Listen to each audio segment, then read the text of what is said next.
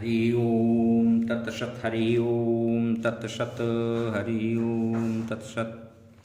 अयोध्या स्थित काली कुलाले से आप सबका हार्दिक अभिनंदन है। आज हम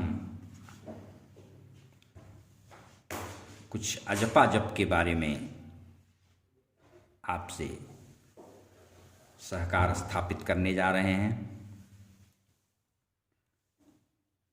और इस पर कुछ विशेष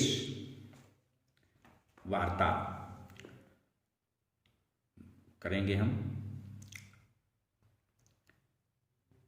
अजपा जप पूरी तरह से मानसिक होता है।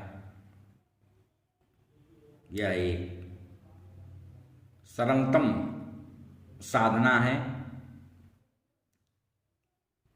इसका अजपा नाम ही इसलिए पड़ा कि इसे माला लेकर के बैठ करके जपना नहीं पड़ता है और इसमें शौच का भी कोई विशेष ध्यान नहीं रहता।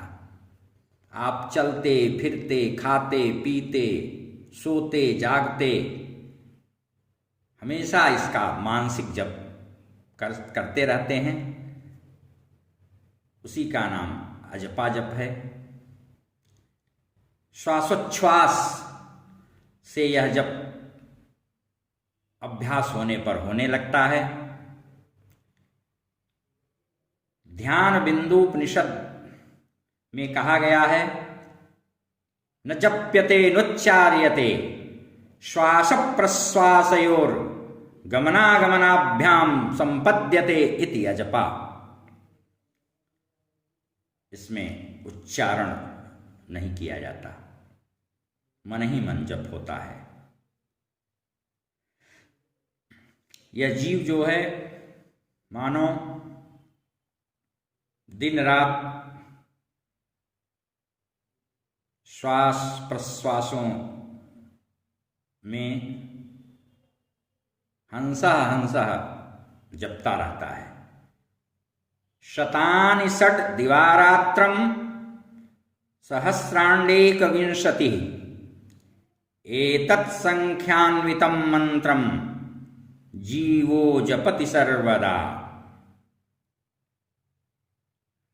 रात दिन अहर्निश 21,600 श्वासोच्छ्वास से यह जब हंसा होता रहता है। योग चूड़ामणि उपनिषद, ध्यान बिंदु उपनिषद में उद्धृत है, मनुष्य जब श्वास लेता है तो उस समय वह सह और श्वास छोड़ते समय हा की आवाज किया करता है। इसलिए यह जप अजपा जप, इसको अजपा गायत्री भी कहते हैं। यह अजपा गायत्री का जप जो है योगियों के लिए भी बहुत ही महत्वपूर्ण बताया गया है और मोक्षप्रद कहा गया है। हकारेण बहिर्याति सकारेण विषेद पुनः। हकारेण बहिर्याति सकारेण विषेद पुनः हंस हंसेत्युमं मंत्रम जीवो जपति सर्वदा। अजपा नाम गायत्री योगिनाम मोक्षदा सदा। इसको पूर्वोक्त ग्रंथों में उपनिषदों में कथित है। इसकी फलश्रुति में यह बताया गया है कि यह सर्वोत्तम विद्या है और अनुत्तम जप है। इससे बढ़कर कोई पुण्य कार्य न है और न हो सकता है। अनया सदृशी विद्या अनया सदृशो जपः अनया सदृशं पुण्यम न भूतम न भविष्यति। इस संबंध में योग बीज और योग शिखोपनिषद में भी कहा गया है कि सर्वप्रथम गुरु से दीक्षा लेकर के तदनंतर इस जप का अभ्यास करना चाहिए।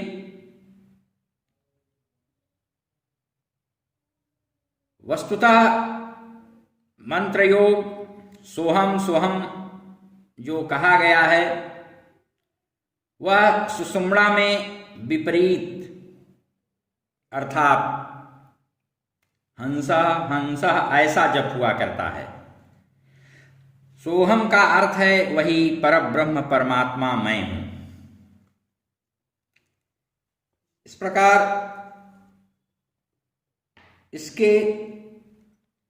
इस जप के संकल्प मात्र से तमाम पाप पुंजों का शमन हो जाता है। अस्या संकल्प मात्रेण नरः पापैः प्रमुच्यते। लेकिन इसके अनुष्ठान जप के लिए भी गुरु से दीक्षा की आवश्यकता होती है और यह बहुत ही सहज ढंग से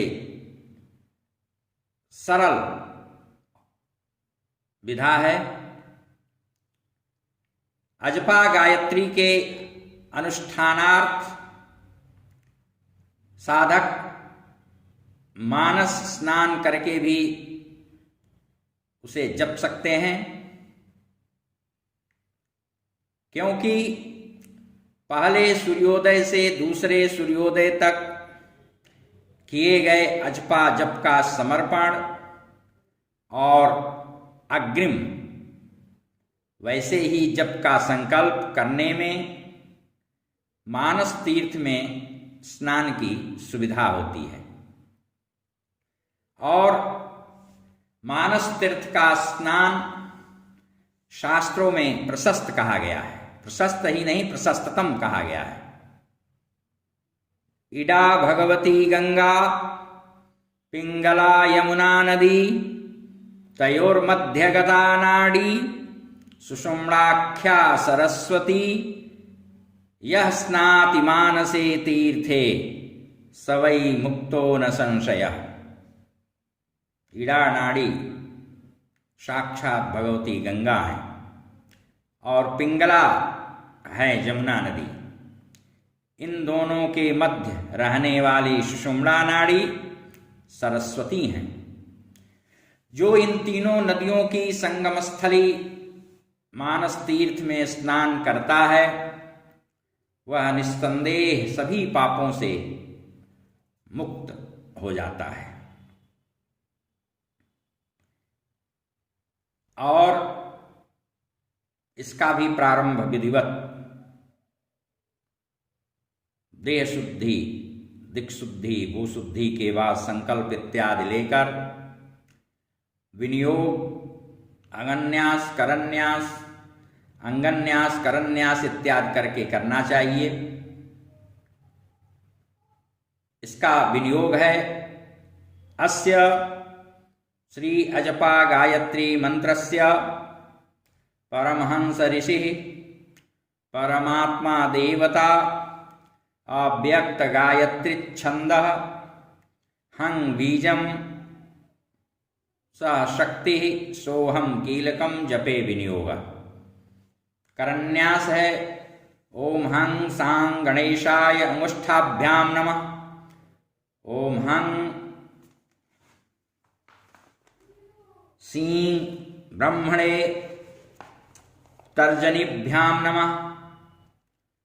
ओम हं सूं विष्णवे मध्यमाभ्याम नमः। ओम हं सैं शंभवे अनामिकाभ्याम नमः। ओम हं सौं जीवात्मने कनिष्ठिकाभ्याम नमः। ओम हं सः परमात्मने करतलकर पृष्ठाभ्याम नमः। इसी प्रकार से हृदयादिन्यास कर लेना चाहिए। तदनंतर ध्यान करना चाहिए। गमागमस्थम गमनादिशून्यम चिद्दीपदीपम तिमिरांधनाशम पश्यामि ते सर्वजनान्तरस्थम नमामि हंसं परमात्मरूपम्।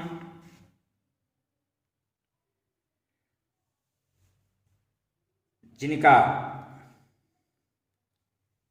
चित स्वरूप दीपक गमागम आवागमन में स्थित है, गमनाद से शून्य, अंधकार का विनाशक और सभी प्राणियों के भीतर स्थित हैं, आपके उस परमात्मा रूप हंसं को मैं देखता हूं और उसे नमस्कार करता हूं।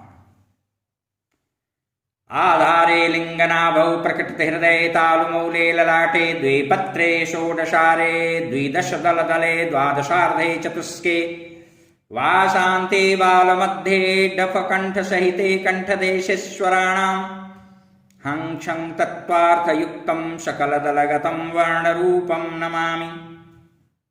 जो आधार लिंग नाभ हृदय ताल मूल ललाट द्विदल षोडशदल द्वादशदल षटदल चतुर्दल वाशांत बाल मध्य और डफ कंठ सहित कंठदेश में स्वरों में तत्वार्थ से युक्त हं क्षं के रूप में सभी दलों में वर्तमान हैं, विद्यमान हैं, उन वर्ण रूप परमात्मा को मैं नमस्कार करता हूं। तदनंतर मानस पूजन भी कर लेना चाहिए। ओम लं पृथिव्यात्मकं गंधं परमेश्वराय परिकल्पयामि। ओम हम आकाशात्मकं पुष्पं परमेश्वराय परिकल्पयामि। ओम यं वायव्यात्मकं धूपं परमेश्वराय परिकल्पयामि। ओम रं तेजात्मकं दीपं परमेश्वराय परिकल्पयामि। तेजसात्मकं दीपम भी कह सकते हैं। ओम वम अमृतात्मकं नैवेद्यं परमेश्वराय परिकल्पयामि। ओम सं सर्वात्मकं तांबूलादिकं परमेश्वराय परिकल्पयामि। इस तरह से आप मानस पंचोपचार पूजन कर लें। फिर हाथ जोड़ करके और कहना चाहिए खट्शतं गणनाथाय ब्रह्मणे खट्सहस्रकं विष्णवे खट्सहस्रं च शंभवे जीवात्मने सहस्रं च सहस्रं गुरवे तथा परमात्मने सहस्रं च जप संख्यां निवेदयेत्। मैं 600 जप संख्या गणेश को, 6000 ब्रह्मा को, 6000 विष्णु को, 6000 शंभु को, 1000 जीवात्मा को, 1000 गुरु को तथा 1000 परमात्मा को निवेदित करता हूं। ऐसा संकल्प लेकर कहना चाहिए और जल छोड़ना चाहिए। उसके बाद अजपा शक्ति की स्तुति कर लेना चाहिए। शिवोऽपि शक्तियुक्तश्चेत् प्रभो कार्याय नान्यथा स्वमायया विनेशस्य परस्यानुभवात्मनः न घटितार्थ संबंधस्ततो माया परावरा यस्या प्रभावं प्रवक्तुं ब्रह्माद्या अप्यलं बलम्। वैष्णवीयं महामाया सुरासुरमुनिस्तुता शय्यां देवमयीं कृत्वा शेते साविति गीयते। और उसकी स्तुति करने के बाद तदनंतर आप उसका जप करें। स्तुति करके हाथ में लिए पुष्प को, अक्षत को छोड़ दें और तदनंतर आप अजपा जप का निरंतर अविच्छिन्न रूप से जप करते रहें। इससे जापक के अंदर दैवी शक्ति का विकास होता है और उसका किया गया पूजा पाठ सद्य सिद्धिप्रद लाभप्रद होता है। और यह अभ्यास हो जाने पर गहरी निद्रा में, प्रगाढ़ निद्रा में भी साधक सोया है तो उसके श्वासोच्छ्वास से पल पल प्रत्येक श्वास में जप होता रहता है। हरि ओम तत्सत, हरि ओम तत्सत, हरि ओम।